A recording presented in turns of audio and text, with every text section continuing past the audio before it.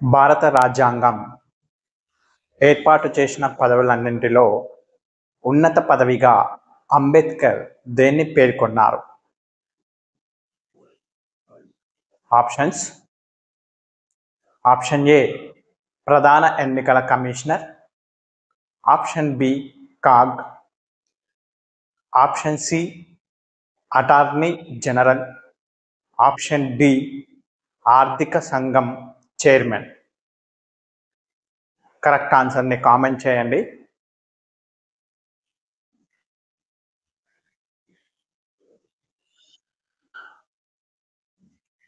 Correct answer CAG.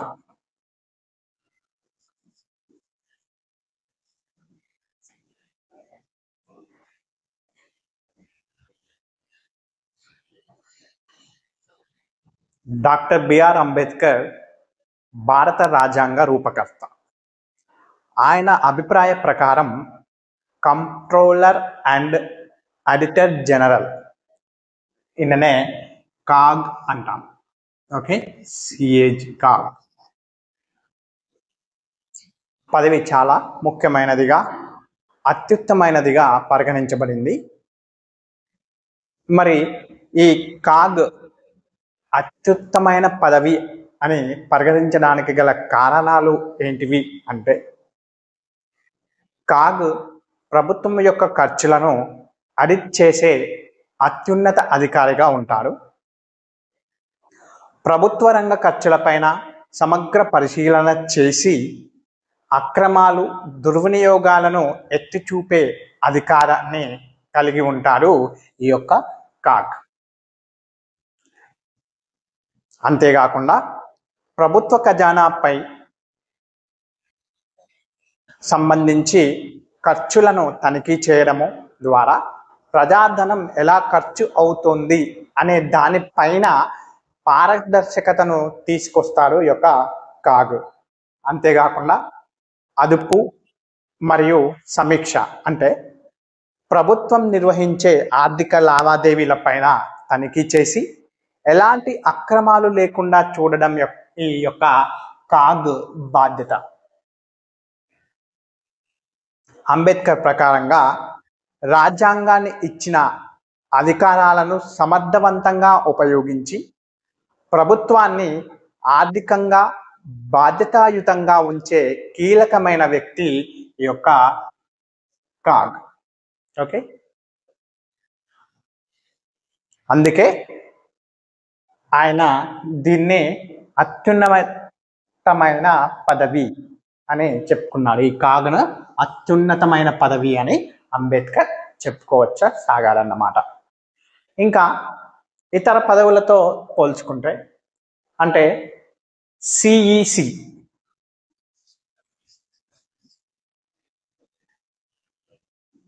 ప్రధాన ఎన్నికల commissioner ఏం చేస్తాడు? ఎన్నికల నిర్వహణ బాధ్యతను చూస్తాడు. అదే ఈ అటార్నీ జనరల్ అని అన్నారు కదా, ఇతను ఏం చేస్తారంటే కేంద్ర ప్రభుత్వానికి న్యాయపరమైన సలహాదారుడిగా వ్యవహరిస్తాడు. ఓకే, అటార్నీ జనరల్ అతను కేంద్ర ప్రభుత్వానికి న్యాయపరమైన సలహాదారునిగా వ్యవహరిస్తాడు. ఇంకోటి ఆర్థిక సంఘ చైర్మన్. ఈ ఆర్థిక సంఘ చైర్మన్ కేంద్ర రాష్ట్రాల మధ్య ఆర్థిక నిధుల పంపిణీని సిఫారసు చేసే వ్యవస్థను కలిగి ఉంటారు ఈ యొక్క ఆర్థిక సంఘం యొక్క chairman.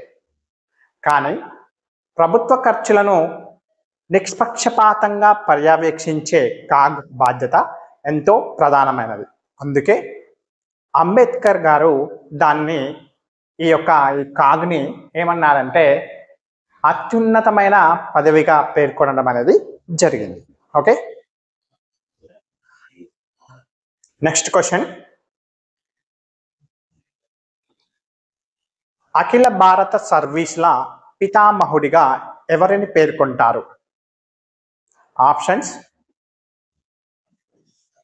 Option A Jawaharlal Nehru, option B Ambedkar, option C Sardar Patel, option D Mahatma Gandhi. Correct answer comment బాక్స్లో కామెంట్ చేయండి.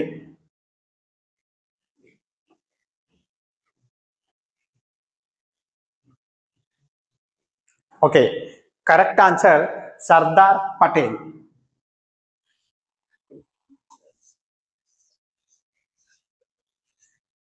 సర్దార్ పటేల్.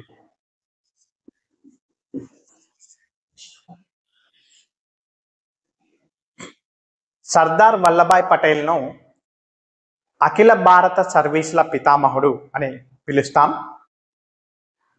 ఆయన భారతదేశ ఐక్యానికి కీలకమైన నేతగా, ప్రత్యేకంగా దేశంలోని సంస్థానాలను విలీనం చేయడంలో ప్రముఖ పాత్ర పోషించడం అనేది జరిగింది. ఇందులో బ్రిటిష్ పాలనా కాలంలో ICS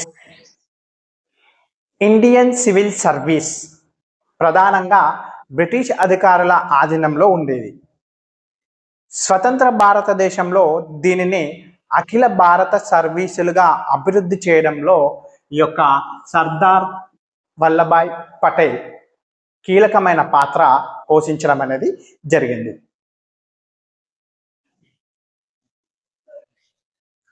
IAS and IPS. IAS 1947వ సంవత్సరము తర్వాత ఈ IAS ఇండియన్ అడ్మినిస్ట్రేటివ్ సర్వీస్, అదేవిధంగా ఇండియన్ పోలీస్ సర్వీస్ IPS వ్యవస్థలను ఏర్పాటు చేసి దేశవ్యాప్తంగా సమర్థవంతమైన పాలనకు మార్గంని సుగమం చేసిన యొక్క వ్యక్తి ఈ సర్దార్ వల్లభాయ్ పటేల్.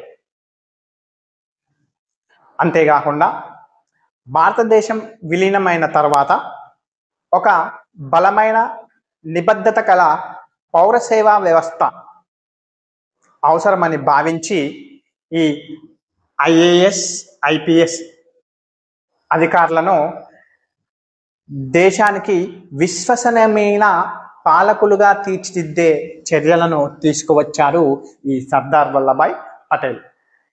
ఇన్ని కారణాల వలన ఈ సర్దార్ వల్లభాయ్ పటేల్ని మనం ఏమంటున్నామంటే అఖిల భారత సర్వీసుల పితామహుడు అని గౌరవంగా పేర్కొనడం అనేది జరుగుతుంది.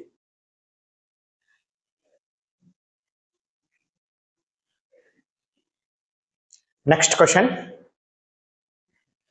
కేంద్ర ఎన్నికల సంఘం తన నివేదికను ఎవరికి సమర్పిస్తుంది?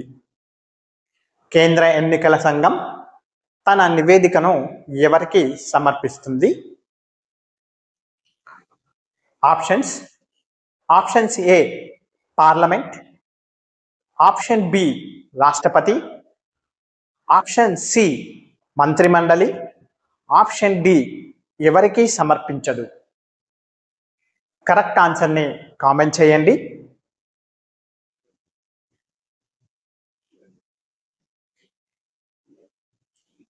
కరెక్ట్ ఆన్సర్ ఎవరికి సమర్పించదు.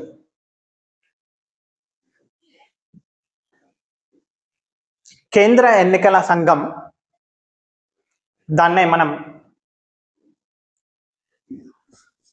ECI అని కూడా అంటాం. ఎలక్షన్ కమిషన్ ఆఫ్ ఇండియా, కేంద్ర ఎన్నికల సంఘం. ఇది ఒక స్వతంత్ర రాజ్యాంగబద్ధ సంస్థ. ఇది భారత రాజ్యాంగంలోని 324వ అధికరణ ప్రకారం ఏర్పాటైంది. ఈ సంఘం దేశంలోనే లోక్సభ, రాజ్యసభ, రాష్ట్ర శాసనసభలు ఏంటివి? లోక్సభ, రాజ్యసభ,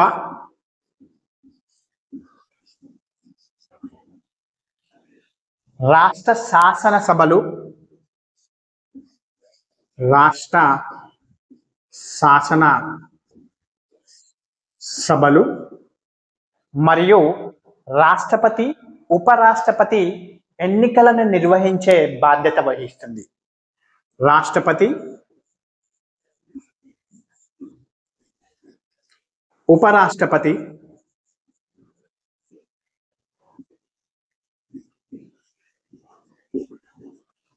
ఈ ఈసీఐ కేంద్ర ఎన్నికల సంఘం అనేది 324వ అధికరణ ప్రకారము దేశంలోని లోక్సభ, రాజ్యసభ, రాష్ట్ర శాసనసభలు, రాష్ట్రపతి మరియు ఉపరాష్ట్రపతి ఎన్నికలను నిర్వహించే బాధ్యతను స్వీకరిస్తుంది. ఈ ఎన్నికల సంఘం నివేదికను ఏ ఒక్క అధికారిక సంస్థకు కానీ లేదా వ్యక్తికి కానీ సమర్పించాల్సిన అవసరం అనేది ఈ కేంద్ర ఎన్నికల సంఘానికి ఉండదు. ఇది పూర్తిగా స్వతంత్ర సంస్థగా వ్యవహరిస్తుంది కనుక పార్లమెంటు, రాష్ట్రపతి లేదా మంత్రిమండలి ఎవరికి ఇది నివేదిక అనేది ఇవ్వదు. పార్లమెంటుకి కానీ, రాష్ట్రపతికి కానీ, మరి ఏదైనా మంత్రిమండలికి కానీ ఎటువంటి నివేదిక ఇవ్వకుండా ఉండే ఇది కేంద్ర ఎన్నికల సంఘం. ఇది పూర్తిగా స్వతంత్ర సంస్థగా వృద్ధి చెంది ఉంది. ఓకే, అయితే ఎన్నికల సంఘం తన పనితీరును సంబంధించి ప్రామాణిక చట్టాలు, నిబంధనల ప్రకారం పారదర్శకంగా నిర్వహించాల్సిన బాధ్యత వహిస్తూ ఉంటుంది. కొన్ని సందర్భాలలో ఎన్నికల సంచాలకుడు లేదా సంఘము సంబంధించిన వాళ్ళు నిర్దిష్ట విషయాలపై సుప్రీంకోర్టు లేదా హైకోర్టు, ఓకే, సుప్రీంకోర్టు లేదా హైకోర్టుకి ఏంటంటే నివేదికను ఇవ్వవచ్చు. అందువలన కేంద్ర ఎన్నికల సంఘం తన నివేదికను ఎవరికి సమర్పించదు అనే ఆప్షన్ అనేది సరైన సమాధానం. ఓకే,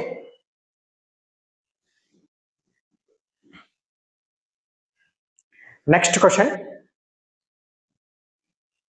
రాష్ట్ర ఎన్నికల సంఘాన్ని నియమించేది ఎవరు? రాష్ట్ర ఎన్నికల సంఘాన్ని నియమించేది ఎవరు? ఆప్షన్స్: ఆప్షన్ ఏ రాష్ట్రపతి, ఆప్షన్ బి కేంద్ర ఎన్నికల సంఘం, option C governor, option D ఎవరు కాదు. కరెక్ట్ ఆన్సర్ని కామెంట్ బాక్స్లో కామెంట్ చేయండి.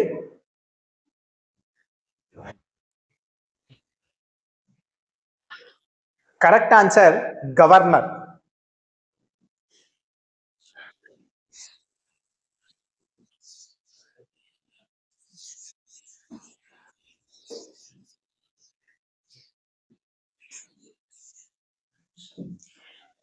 ఏంటి క్వశ్చన్? రాష్ట్ర ఎన్నికల సంఘాన్ని నియమించేది ఎవరు? ఆన్సర్ వచ్చేసి గవర్నర్.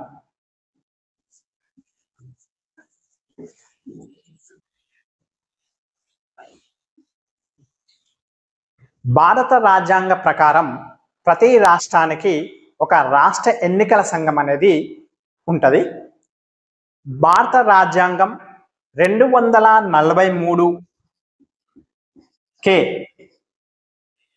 అధికరణ ప్రకారం రాష్ట్ర ఎన్నికల సంఘం అధ్యక్షుడిని ఆ రాష్ట్ర గవర్నర్ నియమిస్తాడు. ఓకే, రాష్ట్ర ఎన్నికల సంఘ అధ్యక్షుడిని ఆ రాష్ట్ర గవర్నర్ చేత నియమించబడతాడు. రాష్ట్ర ఎన్నికల సంఘం ఏమేం చేస్తుంది అంటే పంచాయతీలు మరియు మున్సిపల్ ఎన్నికలను నిర్వహిస్తుంది. పంచాయతీ ఎన్నికలను,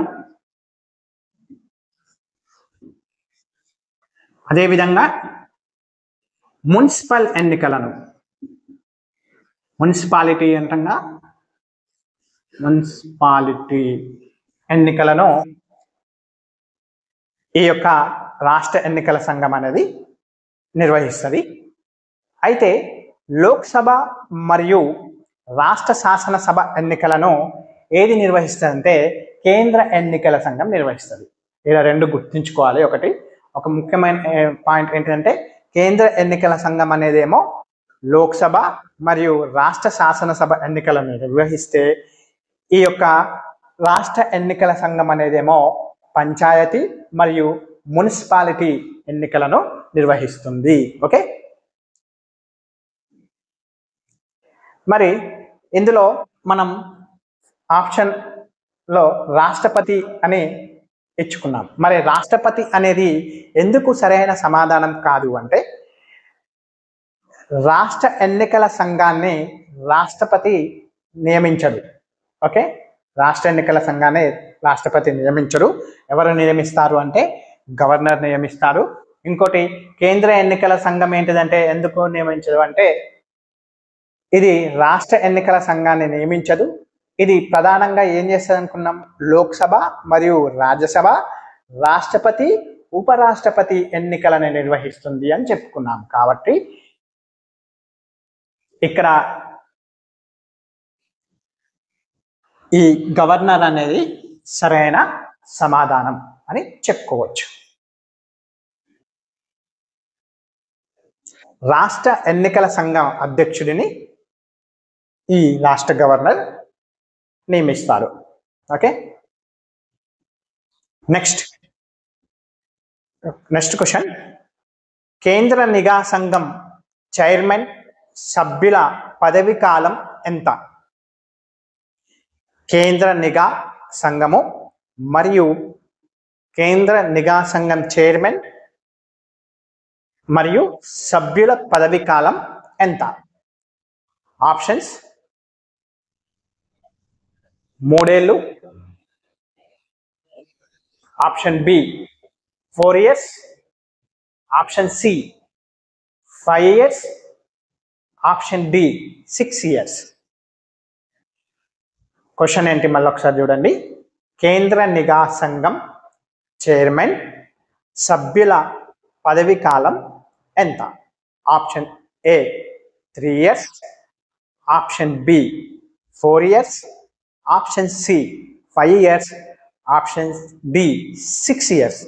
కరెక్ట్ ఆన్సర్ని కామెంట్ బాక్స్లో కామెంట్ చేయండి.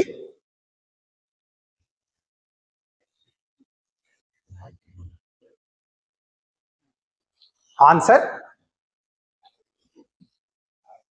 4 years. ఓకే, కేంద్ర నిఘా సంఘము చైర్మన్ మరియు సభ్యుల పదవి కాలం 4 ఏళ్ళు లేదా అతనికి 65 years వచ్చేంత వరకు. ఇందులో ఏది ముందైతే అది, అంటే 65 years వచ్చినాయి అనుకో అప్పటికే పోతుంది, లేదు అంటే 4 years కంప్లీట్ అయిందనుకో అప్పటికి వెళ్ళిపోతారు అన్నమాట.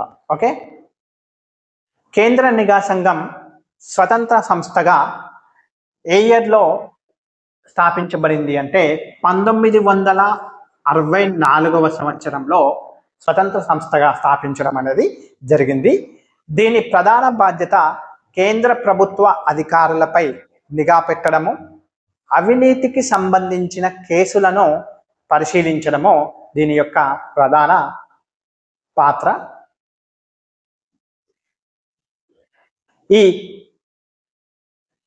ఇందులో చైర్మన్ మరియు 2 సభ్యులు ఉంటారు. ఒక చైర్మన్ మరియు 2 సభ్యులు ఉంటారు. ఈ సభ్యులలో ఒకరు సాంకేతికకు సంబంధించి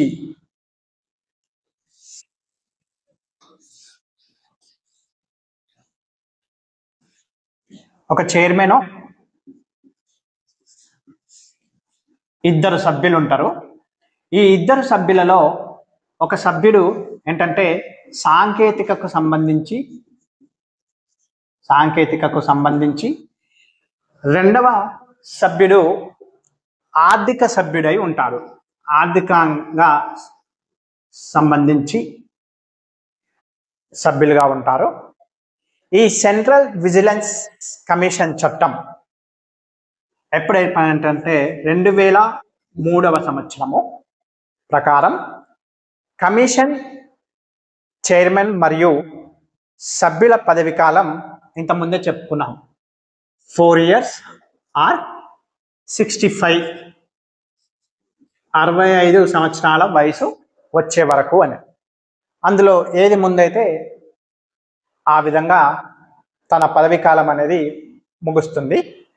పదవీ కాలం పూర్తయిన తర్వాత ఇతను ఇందులో ఉన్న చైర్మన్ కానీ సభ్యులు కానీ కేంద్ర లేదా రాష్ట్ర ప్రభుత్వంలో మరి ఏ ఇతర పదవిని చేపట్టడానికి వీలు అనేది ఉండదు. ఇందులో మనం గమనించవలసిన ఒక ముఖ్య విషయం. Okay, thank you.